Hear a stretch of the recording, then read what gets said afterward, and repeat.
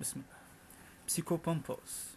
Je suis celui qui hurle dans la nuit, celui qui gémit sous la glace, celui qui jamais rien à lui. Je suis celui qui vient d'en bas. Mon char est celui de la mort. Mes ailes sont les ailes de l'effroi. Mon haleine siffle dans le vent du nord. Froide et morte sont mes proies. Dans l'Auvergne, jadis quand régnait l'ignorance et que les paysans ne croyaient qu'aux légendes, quand le plus haut seigneur se détournait du roi, préférait leur château perdu au fond des bois, vivait un solitaire, un homme de haut rang, dans une forteresse dressée près d'un étang. Blois était son nom, sa lignée remarquable, témoignait de la gloire d'un passé honorable. Mais la rumeur courait par la voix des bergers que le seigneur de Blois était bien singulier. D'allure sombre et maigre, les cheveux trop luisants, le sourire trop prompt et trop éblouissant. L'œil perçant, révélant toute son arrogance, son accent massacrait le doux parler de France. Guère aimé, ce seigneur était rarement vu, car il ne quittait pas son fief bien défendu. Les rares serviteurs très vieux et très discrets auraient pu raconter bien des étrangetés. Mais courbés par les ans, ils quittaient rarement les lieux où avant eux travaillaient leurs parents. Ainsi la rumeur crut, comme font les ragots, que le secret embrasse tel un feu de fagot. Le mystère souvent empoisonne les langues, et le scandale naît de ce qu'on trouve étrange. On disait qu'à minuit ce seigneur descendait, seul au bord de l'étang et prenait un aspect si horrible que ceux qui passaient en ce lieu se signaient pieusement en invoquant Dieu. Cependant aux questions ils ne pouvaient répondre, ignorant la raison de cette terreur sombre. On murmurait que Blois n'osait jamais prier, que jamais à l'autel il ne se prosternait. On savait cependant que de par sa maison, il n'y avait ni prêtre, aumônier, moniant. Mais si le maître avait très redoutable femme, bien plus encore était sa noble dame. Aussi sombre que lui et aussi arrogante, mais plus étrange encore et bien plus fascinante. La hautaine maîtresse méprisait les vilains, qui cherchaient à comprendre s'interrogeant en vain. Les vieilles lui trouvaient un regard de vampire, et les petits enfants frémissaient sous son rire. Richard le bouffon nain, qu'on ne croyait jamais, jurait qu'il la voyait comme un serpent glissé, tandis que le vieux Pierre, comme croire les vieux, prétendait que le sire était plus mystérieux. Plus absurde encore était autre rumeur, chargée de calomnies enfantées par la peur, de libelles subtiles murmurées à voix basse, dont aucun jamais n'a pu retrouver trace, que murmuraient les vieilles sans jamais rien savoir, en bavardant tout bas au fond de leur parloir. Ainsi prétendait-on calé dans son fauteuil que la dame de Blois avait le mauvais œil. On l'accusait aussi avec effronterie de se livrer, mais oui, à la sorcellerie. La vieille mère Allard, elle-même sorcière, prétendait que la dame au cadavre aimait plaire. Ainsi vivait ce couple comme bien d'autres qui méprisaient le bas peuple et se cachent aussi. Peu importait pour eux la ville multitude, ils ne demandaient rien, rien que la solitude. C'est à la chandeleur au plus fort de l'hiver, bien avant qu'un printemps amène des cieux clairs, que petit Jean, le fils du sacristain, tomba malade au grand effroi des médecins. Un garçon si solide que l'on ne pouvait croire que la mort l'éteignait dans sa grande main noire. Cependant il gisait sans qu'on sût la cause, et malgré tous les soins se pâlissait ses roses. Mais l'horrible chagrin ne pouvait pas chasser le soupçon lancinant des commères ridées. Un murmure courut, un souffle, une haleine. La comtesse de Blois, passant la veille à peine, avait, racontait-on, posé son œil malsain sur l'enfant qui jouait alors dans le jardin. On parlait à mi-voix de son rire étrange, que semblait altérer le sombre et fier visage.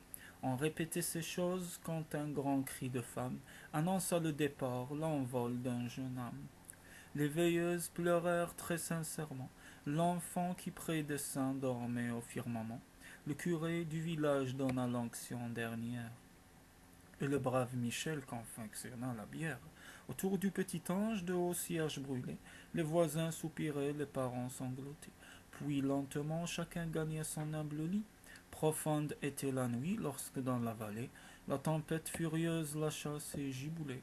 La neige s'entassait, mais plus étrangement. La foudre scintillait parmi les flocons blancs. Une présence hideuse semblait hanter la terre, et la terreur hurlait dans les coups de tonnerre. Dans la maison en deuil, les cierges vacillaient. tandis que la main de chagrin chancelait. Ses yeux brûlés de pleurs n'avaient plus une larme. Le sommeil la fouillait, son cœur sonnait l'alarme.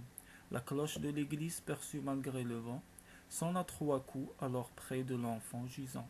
Quelque chose bougea comme une ombre légère et grimpa sur la table où se trouvait la bière. Rampant horriblement, elle semblait chercher le corps froid que la vie abandonnait. La mère entend un son, elle lève les yeux, encore tout étourdie, voit un serpent visqueux, qui se lève et qui rampe, et sans hésitation, elle met promptement fin à ses intentions.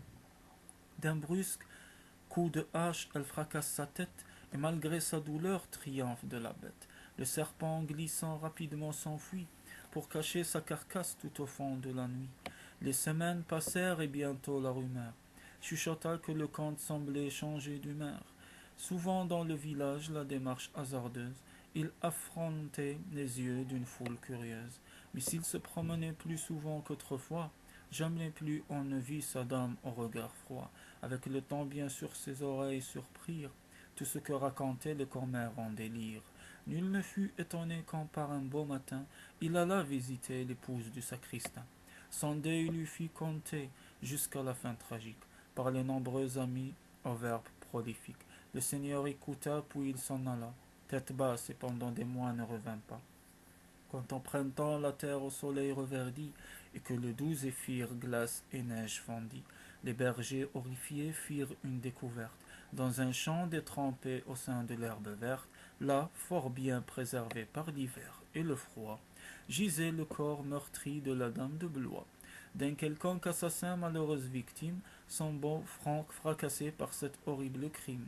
À regret emporta ce lugubre fardeau jusqu'au portail de pierre de son ancien château, où des serfs taciturnes reçurent leur maîtresse, en tremblant de terreur et aussi de tristesse. Le Seigneur contempla la dame, l'œil luisant, et frémissant de rage plus que d'étonnement. Du moins ce fut que racontèrent les hommes, ahuris de l'aspect de ce haut gentilhomme. Le village chercha pourquoi Blois avait vu la perte de sa dame et s'était abstenu de proclamer son deuil, mais des langues perfides accusaient le Seigneur de l'affreux homicide. Les ragots ne pouvaient résoudre le mystère d'un crime aussi sanglant. Ainsi les mois passèrent. On répète l'histoire le soir à la vallée, et bien plus qu'on ne pleure, on reste bouche bée. Le temps passa bien vite, et de nouveau l'hiver, de sa blancheur glacée, recouvrit les prés verts. Puis décembre apporta Noël et les cadeaux, et tous les villageois fêtèrent l'an nouveau. Mais la chandeleur près de la cheminée, les vieilles à mi-voix évoquaient le passé. Personne n'oubliait cette nuit de terreur de l'année précédente lors de la chandeleur. Et bien des villageois surveillaient la chaumière, où les pauvres parents avaient veillé la bière. Le jour saint arriva et le ciel assombrit. De nuages de plomb menaçants se couvrit. La colère d'Éole grondait dans la forêt, et le vent furieux la terreur provoquait. Les braves paysans, sans comprendre pourquoi, au seuil du sacristain, craintif, hantaient le pas. Dans la maison, le couple endeuillé sanglotait, en pleurant cet enfant qui pour toujours dormait. Le soir tombait trop vite et le vent faisait rage, poussé par la fureur d'un effroyable orage. D'insolites murmures couraient dans la tempête. Les voyageurs pressés n'osaient tourner la tête. La rivière monta follement sur les monts. La tornade monte tous les éléments. Des arbres gigantesques pliés comme roseaux. Le laboureur perdu recherchait son amour. Soudain revient le calme au cœur de la tempête. Le vent abominable renonce à sa conquête. Mais là-bas, tout au loin, près du ruisseau des champs, retentit un grand cri, funeste hurlement. Les paysans peureux, terrifiés et pâles, se regardent entre eux dans une ombre spectrale. La vérité atroce allait les rendre fous, car ce son redoutable était celui des loups. Les croquants apeurés marmonnent des prières. Une mette en furie plonge dans la rivière. De l'eau jaillit alors une horde hurlante qui envahit la plaine en semant l'épouvante. Les bêtes maléfiques, leurs yeux rouges injectés, poussent vers le ciel noir leurs longs cris affamés. Devançant tous les autres, un puissant monstre noir impose à tous ses lois, leur dicte leur devoir. Ils obéissent tous à ses ordres hurlés, se formant en colonne et prêts pour la curer. Aucun pâtre attardé ne tombe sous leur croc, tandis que silencieux ils passent au galop. Tous ces monstres se ruent tout droit sur le village, envahissent ces rues dans un fracas d'orage. Par leurs volets mi-clos, les amants à l'abri les regardent passer terrifiés et surpris. La horde déchaînée enfin perçoit sa cible et déchire les airs de clameurs indicibles. Les villageois tremblants voient la meute sauvage, sur un ordre du chef, entourer le cottage. Le bruit court aussitôt parmi tous les vilains, que la maison visée est celle du sacristain. Les démons l'ont cerné, leur fièvre est singulière et leur féroce chef bandit sur la barrière. Le vent dans sa fureur reprend ses hurlements et follement gémit dans les arbres tremblants. Le sacristain très calme attend dans sa maison. La horde frénétique murmure une oraison. Mais sa femme affligée comme dans un vieux rêve revoit notre monstre et frisson de fièvre. Dans le vent qui ulule et crie intensément, la femme à son mari raconte le serpent. Alors une terreur s'empare de leur être, et hurlant le grand loup saute par la fenêtre. Il traverse la salle, sur la femme il bondit. Sans un regard pour l'homme, c'est elle qu'il saisit. Comme à dessein, il traîne sa proie en deuil vers l'endroit où naguère se dressait le cercueil. Dehors le vent mugit, redoublant de vigueur, balayant la vallée et glaçant tous les cœurs. La massure frémit et dehors autour d'elle, les loups démoniaques dansent de plus belle. Rapide comme l'éclair se dresse le sacristain, il domine le loup une hache à la main. La même qui, un temps, avait si bien servi, qu'entre le nouveau monstre fait son œuvre aujourd'hui. La créature tombe, le crâne défoncé, muette comme la mort gisant sur le côté. La malheureuse femme sauvée perd connaissance dans les bras du mari après cette expérience. Mais alors qu'il enlace, le cottage frémit, tandis que follement la tempête rugit. Tout croule, tout s'abat, et sur les malheureux hurlent les vents violents d'un orage odieux. Les loups alors s'avancent, interrompant leur ronde, la faim se révélant sur chaque gueule immonde. Mais comme ils vont bondir de la hideuse nuit, une vive lumière soudainement surgit. Le spectacle effroyable des manants se dévoile, et la terreur revient pour leur glacer la moelle. Dominant les décombres, on voit la cheminée.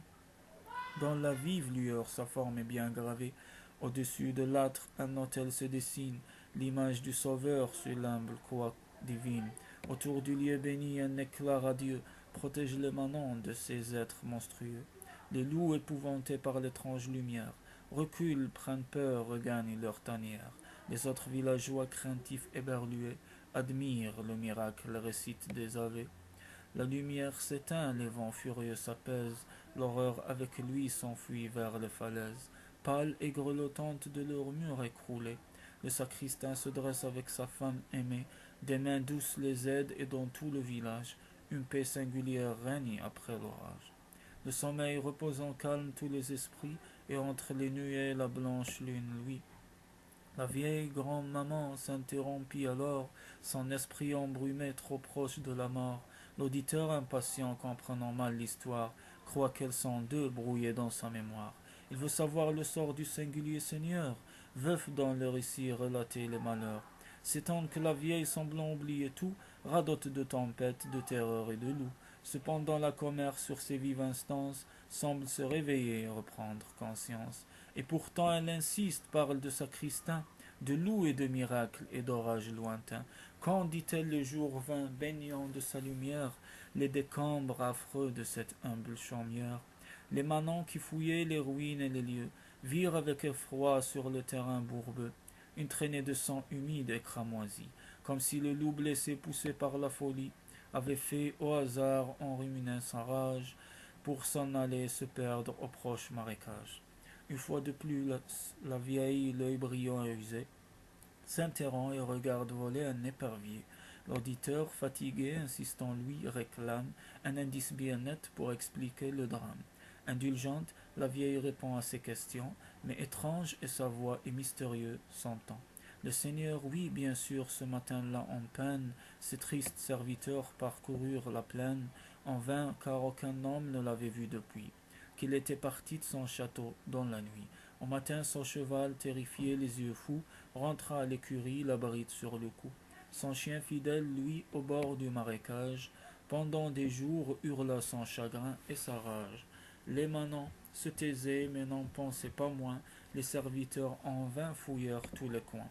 Car le Seigneur de Blois ainsi finit le conte, jamais ne fut revu par quiconque dans ce monde.